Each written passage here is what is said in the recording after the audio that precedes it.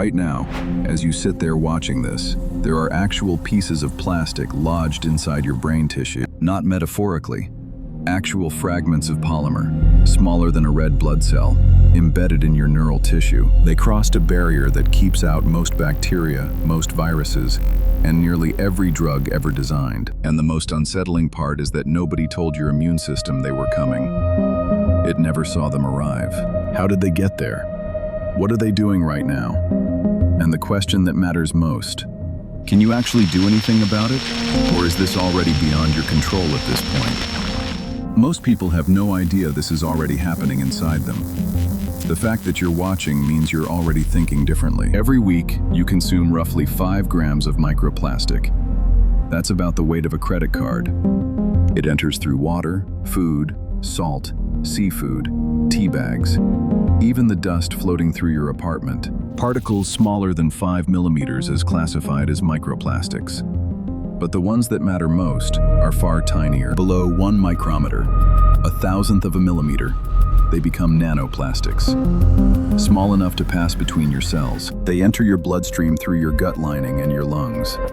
From there, they hitch a ride through your entire circulatory system. Your body has defenses against almost everything. But plastics are biologically invisible. Your immune cells don't always recognize them as threats. Kato is living a normal Tuesday. Coffee in a plastic-lined cup, lunch in a takeout container, water from a reusable bottle he microwaved soup in last week. He's not doing anything unusual or reckless. He's just doing exactly what you probably did earlier today. Now here's where it gets serious. Your brain is protected by the blood-brain barrier, a wall of tightly packed cells lining every capillary in your skull. It's one of the most selective filters in biology. It blocks molecules based on size, charge, and fat solubility. Most chemotherapy drugs can't cross it. Most antibiotics can't either. It's the reason brain infections are so rare and so dangerous when they happen. Cato does what anyone would do. He assumes that barrier is handling everything. That if something were wrong, he'd feel it. And that's the first mistake. Because nanoplastics are crossing the blood-brain barrier right now. In laboratory-confirmed studies using human tissue models, particles made of polystyrene and polyethylene, the same plastics in your food packaging, have been detected in brain tissue samples. A study published in 2023 found microplastics present in human brain samples at concentrations significantly higher than in liver or kidney tissue. The consequence isn't dramatic. There's no headache, no warning sign. That's what makes it dangerous. It's completely silent. Now here's something that genuinely fascinated me when I was researching this topic, and it reframed everything I thought I knew. Plastics weren't supposed to last. When Leo Baekeland invented the first synthetic plastic in 1907, durability was the selling point. Nobody imagined that indestructibility would become the problem. A single plastic bottle can take roughly 450 years to decompose, and as it breaks down, it doesn't disappear. It just becomes millions of smaller pieces, each one more biologically available than the last. So what happens when these particles settle into brain tissue? This is the part that blew my mind. Your brain's immune cells, microglia, do eventually notice foreign particles, and they respond the way immune cells always do, with inflammation. But your brain isn't like your knee or your shoulder. Inflammation in the brain doesn't produce swelling you can feel or see. It produces neuroinflammation, a chronic, low-grade activation of immune cells that damages neurons over time. In animal studies, mice exposed to nanoplastics showed measurable changes in behavior. Reduced exploration, impaired memory, increased anxiety-like responses. Their brain tissue showed elevated markers of oxidative stress and inflammation in the hippocampus, the region essential for memory formation. Now imagine you're Kato. You're not sick. You're just a little foggier than you used to be. A little more anxious. You blame your phone, your sleep. What would you do?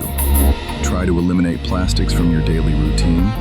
Or assume the amounts are too small to matter? Here's the problem with assuming it doesn't matter. Nanoplastics don't just float passively through tissue. Research shows they can absorb chemicals onto their surface, heavy metals, pesticides, pollutants, carrying them like tiny Trojan horses past barriers they'd never breach alone. A nanoplastic particle coated in lead or cadmium doesn't just deliver plastic to your brain. It delivers a concentrated dose of neurotoxin. The particles also interact with proteins. They develop what scientists call a protein corona, a shell of biological molecules that coats each particle. This corona changes how your cells respond. It can make particles more likely to be absorbed, more likely to trigger immune reactions, and harder to clear. Quick, before I tell you, what percentage of the microplastics in your body do you think come from water? Most people guess drinking water is the biggest source. Here's where the science gets wild. Inhalation may actually deliver more nanoplastics to your body than ingestion. Indoor air contains microplastic fibers shed from clothing, carpeting, upholstery, and synthetic bedding. You breathe roughly 11,000 liters of air every day. Researchers measuring indoor air have found that a typical home contains significantly more airborne microplastic particles per cubic meter than outdoor environments. That means your bedroom, the place you breathe most deeply for 7 to 8 hours straight, may be your highest exposure zone. But there's a twist nobody expects. Not all plastics behave the same way in the body. Polystyrene particles appear to trigger stronger inflammatory responses than polyethylene or polypropylene in cellular studies. And particle shape matters. Fibers, long, thin fragments from synthetic textiles, cause more physical damage to cell membranes than round particles. So the fleece jacket keeping you warm is shedding thousands of plastic fibers with every wear, every wash, every time you pull it over your head. Now here's the escalation that researchers are genuinely concerned about. These effects may compound over a lifetime. Unlike many toxins, nanoplastics are persistent. Your body has limited mechanisms to break down synthetic polymers. They accumulate. A child born today will have decades more exposure than someone born in 1970, because global plastic production has increased over 400% since then. The brain is still developing until roughly age 25. Exposure during that window could matter far more than exposure later in adulthood. If you have kids, or plan to, that's not abstract.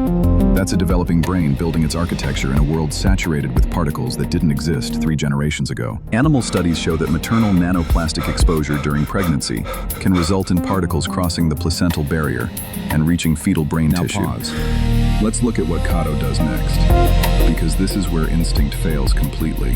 Kato reaches for his phone. He searches how to detox microplastics and finds supplements, juice cleanses, activated charcoal protocols. None of them work. There is no proven method to remove microplastics already embedded in human tissue.